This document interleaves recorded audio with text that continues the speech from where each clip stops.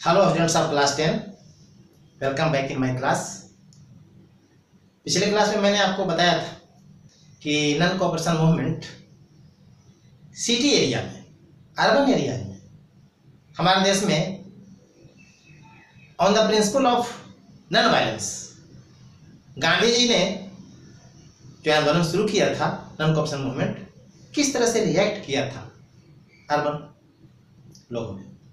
आज हम जानेंगे कि during the non cooperation period what ever the movement going on 1, 2, 3 और 4 ईयर रिबेलियस कंट्री साइट्स के बारे में जानेंगे। नो डाउट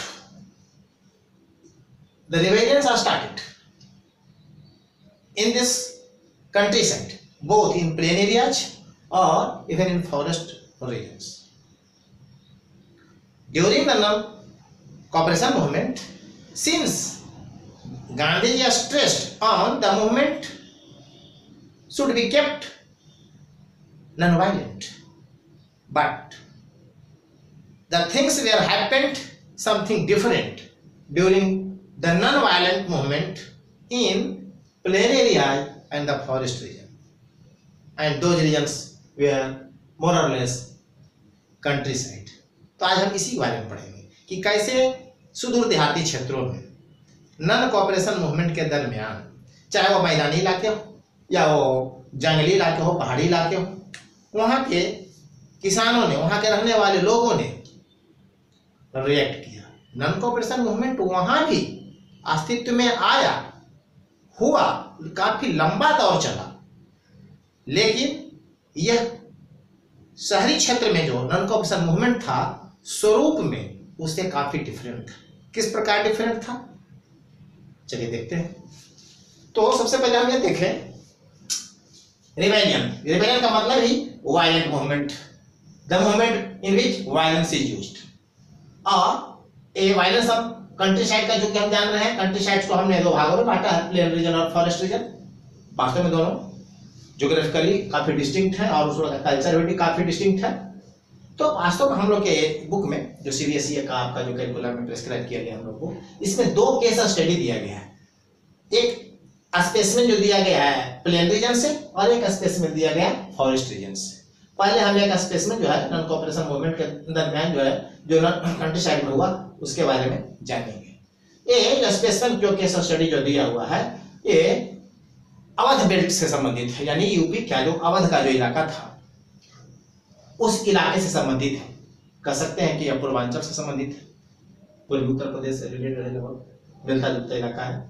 यह वो इलाका है जहां 1857 के रिवॉल्ट में, क्योंकि वहां अवध के नवाब की नवाबी खत्म हो गई थी, अवध को मिला लिया गया था अंग्रेजी राज के साथ, तो वहां के उनके जो सपोर्टर्स थे, लोकल सपोर्टर्स, ताल्लुकेदार, उन ताल्लुकेदारों के नेतृत्व में वहां के लोकल पीजेंट्री और लोकल लोगों ने और ताल्लुकेदारों ने 1857 के विद्रोह की शुरुआत की थी। वास्तव में उसको गति दी थी। मेन स्ट्रीम जो है इसी अवध बेल्ट से था। ये नॉन कोऑपरेशन मूवमेंट के दरमियान भी यह एक लीडर के रूप में उभरा, खास करके है ना किसानों के आंदोलन के गढ़ के रूप में। यहाँ एक व्यक्ति बाबा रामचंद्र जो सन्यासी हो गए थे शुरू में जीवन के प्रारंभिक काल में, यानी इन यूथ पीरियड, वो एक इंडेंचर्ड लेबर के रूप में फिजी में काम कर चुके थे। संयोगवश वो सौभाग्यशाली रहे और भारत में पुनः आए तो उन्होंने संन्यास ग्रहण कर लिया। और संन्यास ग्रहण तो किया, लेकिन सामाजिक सांस्कृतिक कार्यों से अपने आप को जोड़े रखा, किसानों के दर्द को समझा, खुद किसान के घर के बेटे थे तो समझा और उनकी बेहतरी के लिए उसने प्रयास करने शुरू किए। जवाहरलाल नेहरू उस समय काफी यंग लीडर थे जो पॉपुलर भी थे लोकेलिटी में। ये दोनों के प्रयास से इस इलाके में, खास करके अवध बेल्ट में, किसानों का एक संगठन अस्तित्व में आया, अवध किसान सभा 1920। एक किसान सभा वास्तव में अस्तित्व में ही आया था।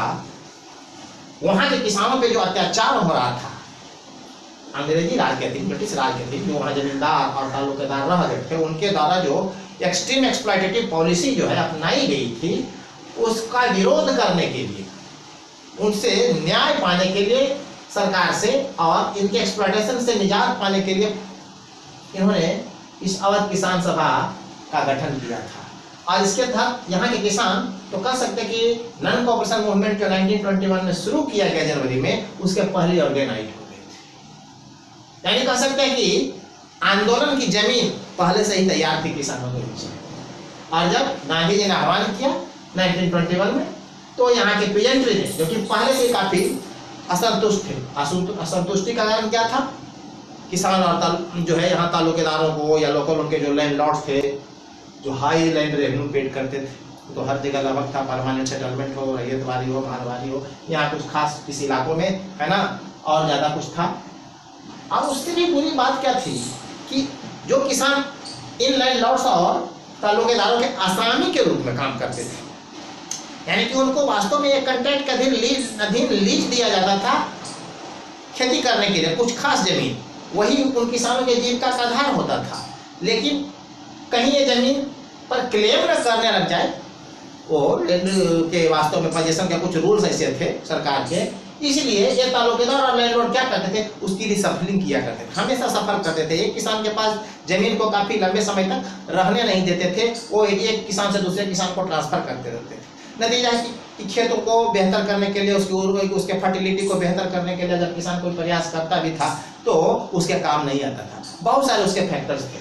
तो इन सबों के कारण किसानों का जीवन काफी जो है मुश्किल था, अनसर्टेन था, और वे बहुत हद तक किसानों की जो स्थिति थी वो लैंड लॉर्ड और तालुकेदारों की दया पे निर्भर थी, उनके मर्जी पे जीवित थे।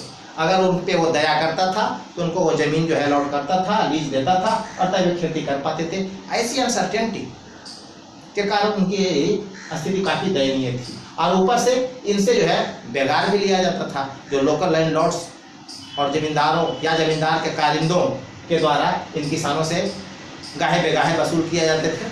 जब कभी हो इनको बुला लिया जाता था काम पर, घर में हो या खेत में या कहीं और काम भी करवाया जाता था, और कोई मजदूरी भी उनको उसके बदले नहीं मिलती। इस तरह से इन लैंड लॉर्ड्स और इन तालुकेदारों ने इन किसानों का जो शोषण किया था काफी, तो इनमें काफी गुस्सा भरा था। अब ये ऑर्गेनाइज भी हो गए थे। बाबा रामचंद्र और जवाहरलाल नेहरू यानी कांग्रेस के कुछ, और जवाहरलाल नेहरू सिर्फ नहीं बल्कि और भी जो यूथ कांग्रेस लीडर्स थे, उन्होंने जो ये ऑर्गेनाइज किया था किसान अवध सभा। तो एक ऑर्गेनाइज पेपर जो है अब वो सरकार या लोकल अथॉरिटीज का विरोध करने में सक्षम थी।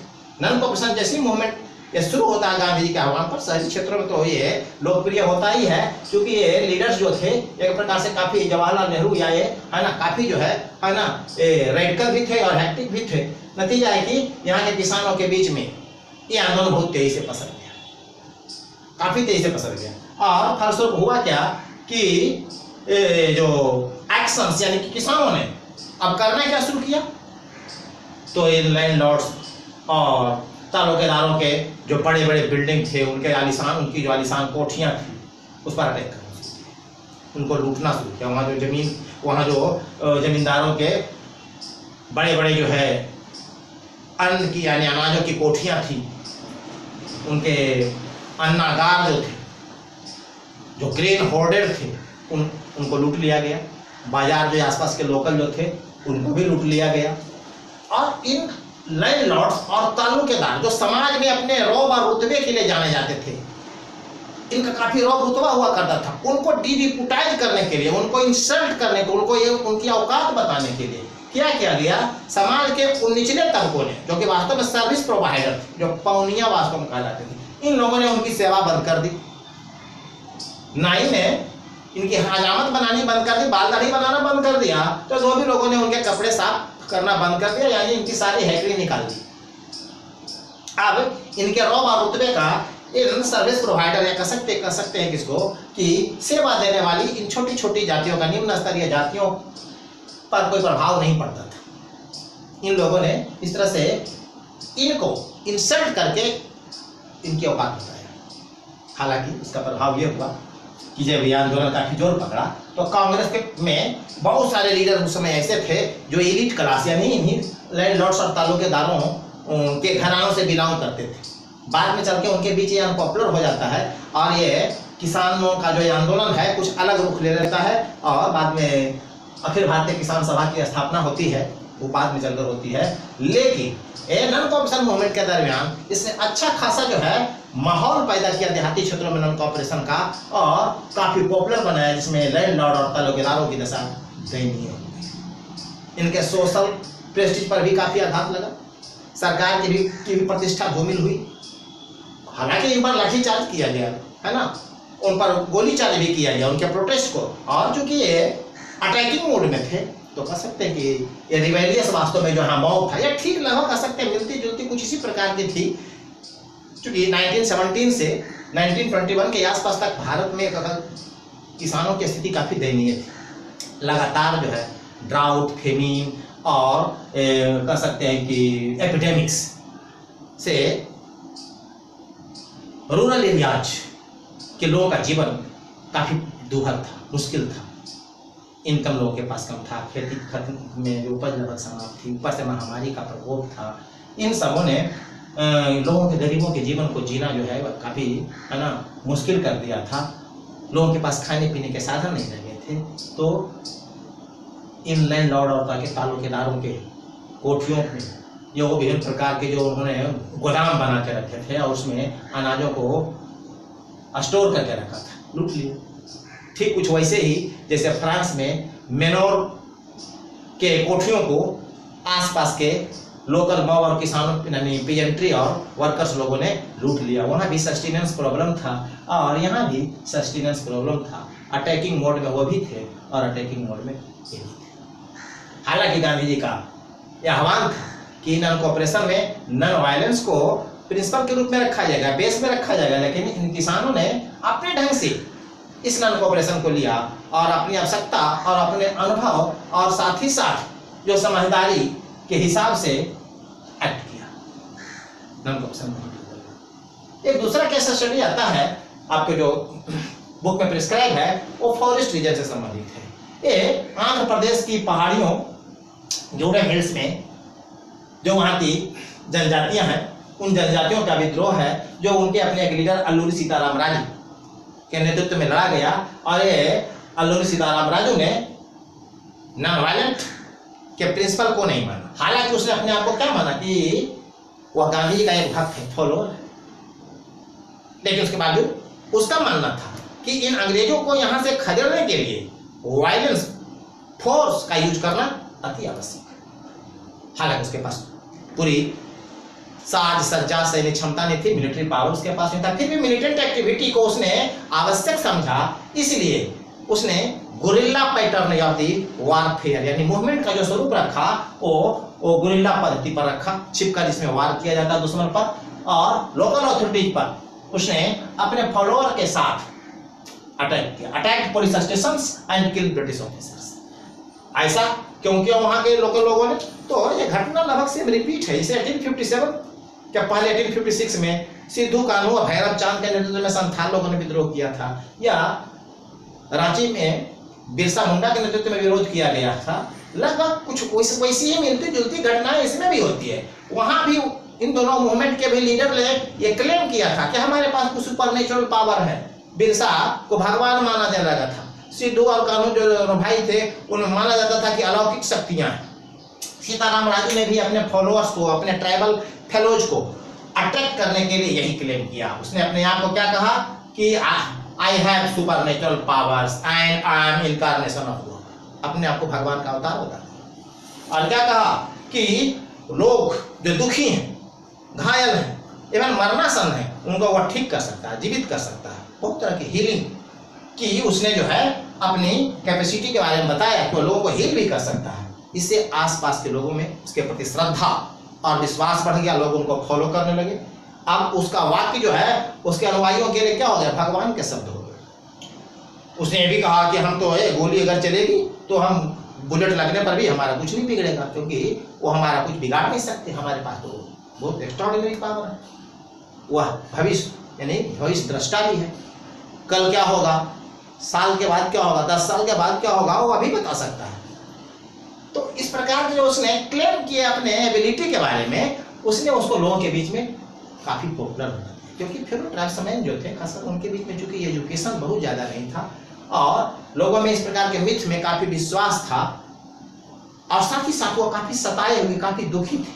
वो कहते हैं कि डूबते को तिनका का सहारा, क्योंकि यहाँ फॉरेस्ट एक्ट लागू कर दिया गया था। अंग्रेजों ने इन फॉरेस्ट रीजन के रिसोर्सेज के एक्सप्लॉयटेशन के लिए फॉरेस्ट एक्ट लाया था और जो काफी जो है एक्सप्लॉयटेटिव था।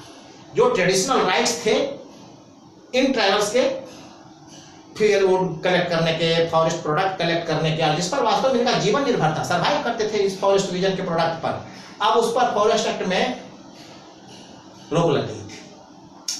Under the forest act the people were restricted for their movement in forest, they could not now rear the cattle and collect the materials on which they feed, और साथ ही साथ आसपास के जंगलों के रिसोर्सेज के एक्सप्लॉयटेशन के लिए ब्रिटिश गवर्नमेंट ने वहाँ रोड बनाने की शुरुआत की। ये रोड कंस्ट्रक्शन में आसपास के लोकल लोगों को ही पकड़ के लाया जाता था और उनसे बेगार लिया जाता था। यही घटना 1856 में हावड़ा टू बॉम्बे ये जो रेल मार्ग जो बनाया गया उसमें उनके साथ किया गया था। नतीजा इमीडिएट काउज के रूप में वहाँ जो है संथालों ने संथाल विद्रोह स्टार्ट किया।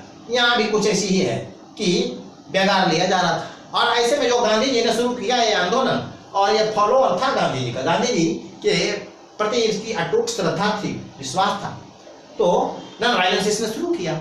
मूवमेंट ये भी नॉन वायलेंट मूवमेंट में, नॉन कोऑपरेशन मूवमेंट में अपने आप को और अपने साथियों के साथ उसने एग्जॉस्ट किया लगा, लेकिन क्योंकि प्रिंसिपल क्या था, वायलेंस इज मस्ट, इसलिए अपने तरह से इसने नॉन कोऑपरेशन किया।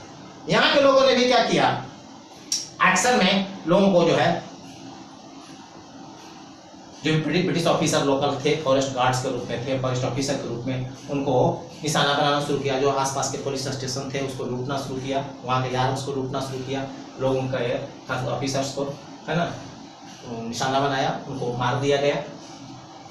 इस प्रकार की घटनाएं जब काफ़ी लंबे समय तक चलने लगी, क्योंकि ये गुरिल्ला वार था, इसलिए अच्छा खासा समय तक चला। गांधी जी ने 1922 में चौरी चौरी एक दुर्घटना के बाद, कांड के बाद इस नॉन कोऑपरेशन को बंद कर दिया, लेकिन यहाँ यह बदस्तूर जारी रहा।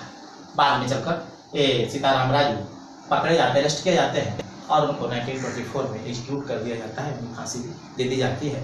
तब आंदोलन धीरे धीरे समाप्त होता है।